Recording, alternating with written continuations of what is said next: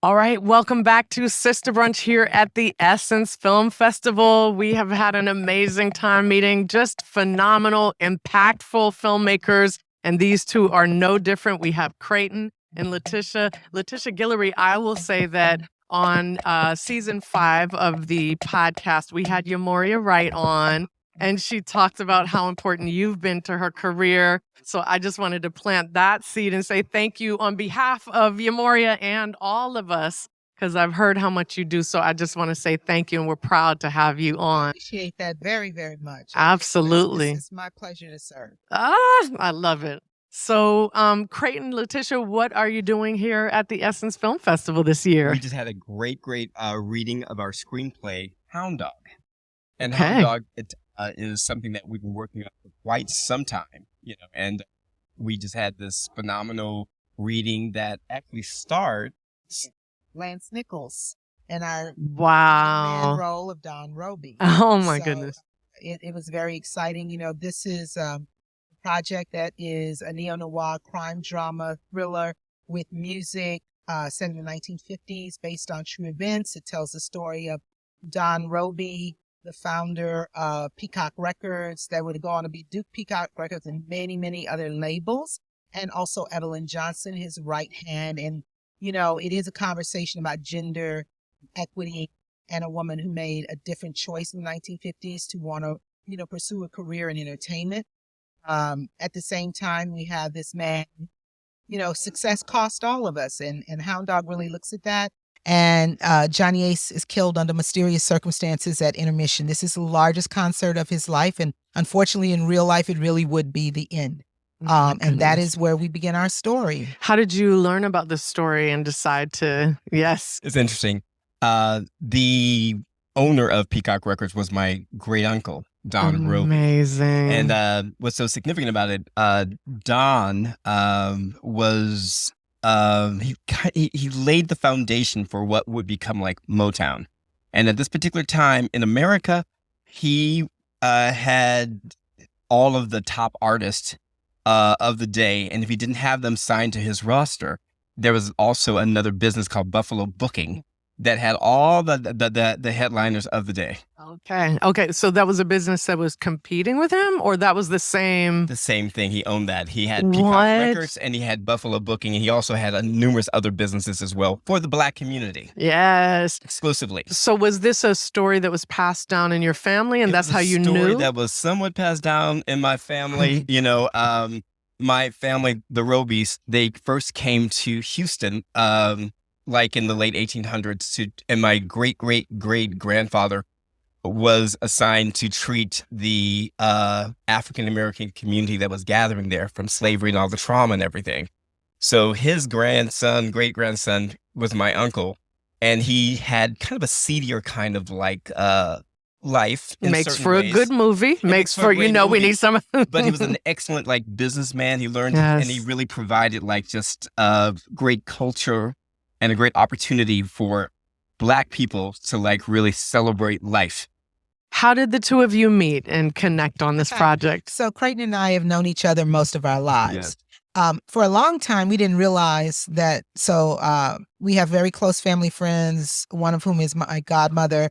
And I was always at their house growing up, but that's Crayton's cousins. So we were probably at birthday parties and stuff together since we were little kids, but we did go to the High School for Performing and Visual Arts in Houston together. So we've known each other since high school. And that's, and he moved to New York first. I came later, and we've been rocking and rolling ever since. I love it. And here, rocking and rolling all the way to Essence. Absolutely. Beautiful. Absolutely. And it's awesome to be at Essence. I can't think of a better city than New Orleans to do our first public reading ever of this script. New Orleans is the home of Black music. Yes. Very much so. Yes. And to be able to talk about Don Robey and Evelyn Johnson and Clarence Gatemount Brown and Big Mama Thornton and B.B. King and Little Richard and Johnny Ace and more, and Bobby Blue Bland, to talk about all of that in the context of these are people who are artists who are making their way. It is not about, yes, we know the songs, we love the music, but do you know what it costs them to do all of that? Yes. To have that kind of agency and to have an artistic home that allowed that kind of agency, we're still fighting for that. So it's a big deal. Can you tell us, we find that one of the conversations we all don't have enough is around financing, how you fundraise, and then, or even starting with budget, right? Understanding your budget. You've got a period piece. Are you already starting to think, especially because you read it here, and are you pitching it, and therefore are you starting to think budget and then fundraising, and what's the plan for that? Well, I can say that we've had such support already in the development process. Oh, great. We're funded a little bit through the Tribeca Film Institute. Yes. We were a part of the Writers Guild of America Harlem Writers Workshop. Wait, there's a Yes. Harlem workshop for writers for the there's a- WGA? I had no idea.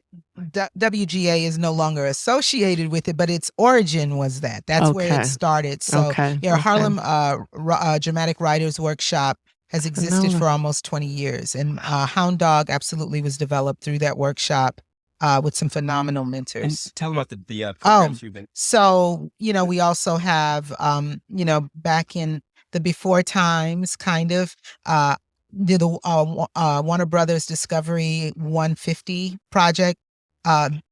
Hound Dog was a 150 project. I'm a 150 artist. I'm that alum. Yes. And they, it was beautiful to have someone really get the vision, have a team of people get the vision and give you a little grant to say, okay, let's, what do you want? Your lookbook? Or do you want to work with a writing coach? You do whatever you want, but the intention was always to package the pitch or to help you get to the next step. So, And the producers thing that you're a part of too. oh my God, Black House. So I'm a Black Yes. Okay. Evolution of the film. Yes. Ready to take it after. Right. Beautiful. So- Yes. Yes. So Black House, Okay. I'm a Black House Multicultural Producers Fellow from a year before last. So, and Hound Dog was Congratulations. the project they chose. So, we've garnered some support, and we do have an idea of budget. And yes, if you're paying attention, we are actively looking for wonderful collaborators you and go. partners to bring this project to fruition. We are looking for a studio. We are looking for a production company, and we're ready to rock and roll if you all are. I love it. Shout out to Bricks and Diamond of the Black House Foundation. We Yes. love Brickson. And also Brickson got some money, so Brickson get a little private equity, you know what I mean? Yeah. Yes. I love it. All the rest of it. So, we're in a great place with the story, and Do you mind, and because I know you have experience here and not everybody does, when we're talking about a period piece and we're talking about music, we're talking about something that's going to be on the expensive side. Yes. So to your point, you're really out here pitching to studios. I mean, the goal is, do you have a ballpark of what you would like? What's your pie in the sky budget to make this film?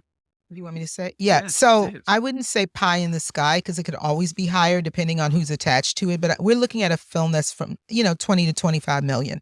Beautiful. Because to be able to really do it justice, to really serve the story, serve the visual of the story, it could definitely be higher, I'm sure, depending on who's attached to it. Because they're going to want what they want, and they should have their Twinkies and everything else. You mean Twinkie Bird as a casting director? I don't know. I mean, season 4 guests. We love ourselves some Twinkie. Let's put it in the universe. I was actually thinking craft services for Those Twinkies, yes. whatever time you want. Yes. You could have, I But love it. Yeah, we're aware this is not a $5 or $10 million film simply because it is a period piece complete with cars and costuming and Music. and the music catalog. Yes, Yeah. yep. So let's we have another segment called Let's Talk Tech. So what is one piece of terminology or a concept that someone who is not a filmmaker or not a screenwriter, they hear that word and they may not know what it means, but it's something that you use? And I'm sorry to stump you because we've been telling everybody else ahead of time. We're going to ask you this What would you say? I don't know. in terms of like It could be anything. It could be in terms of writing. It could be in terms of production. It could be in terms of fundraising. I mean, anything. So just a tech term. Yeah, tech term. In world. And even tech might sound too kind of formal for it too. So Well, do you want to give? I'm still thinking. I can say this, and so this is for the writers in the house. yes, Writers and the thank you. lovers in the house. Yes.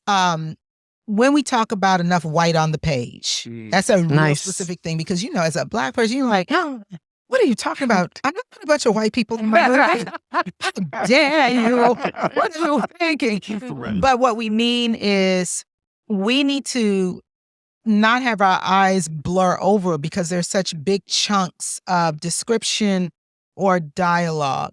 And so, you know, I always tell people and writers and filmmakers, every draft you write is for a different purpose, right? And so sometimes once you know, I'm going to be rewriting this a lot, you can make peace with that and not suffer from perfection and feel like it's got to be perfect because, you know, it's a collaborative thing. Get it out It's going to there. change. But I think to understand that if your goal of your draft is to get that executive interested, then you want to make the read easy for them, which means you gonna kill your darlings. You wrote this beautiful piece. You wrote this beautiful dialogue and you described it beautiful. Now the question is, can you get that 6-line action line to 3 and still keep your voice? That's what I mean by you have to kill the darlings sometimes, but find it again. And is the dialogue telling us something we can see? If we can see it, unless it's a plot point, we don't need to hear it, but we can feel it. You know, it takes a while to get to that. So that's some advice specifically, not just for submitting, you know, whether a production studio or agent is going to read it. I would say when you're submitting to fellowships and competitions, that stuff is really important because you don't know who's reading the work. And not everybody has the patience or the care just because they're doing the job. They're professional, but they don't, come on. Because you're not going to like every story you read as a reader. No, it may not speak to you, but if it's a page turner, if at the bottom of the page, someone said to me recently, you want at the bottom of the page to invite them to continue. If you keep that in the back of your mind, it'll help you tweak, you know, what you're putting on the page. Thank you so much, Letitia and Crayton. We wish you so much luck with Hound Dog. Put it in the universe. Let's get you 45 million. If you start at 20, let's go 45. Thank you for being on Sista Brunch. We look forward to supporting you and following you on this journey. This is Letitia Guillory and Crayton Robey. And you're listening to Sista Brunch Podcast.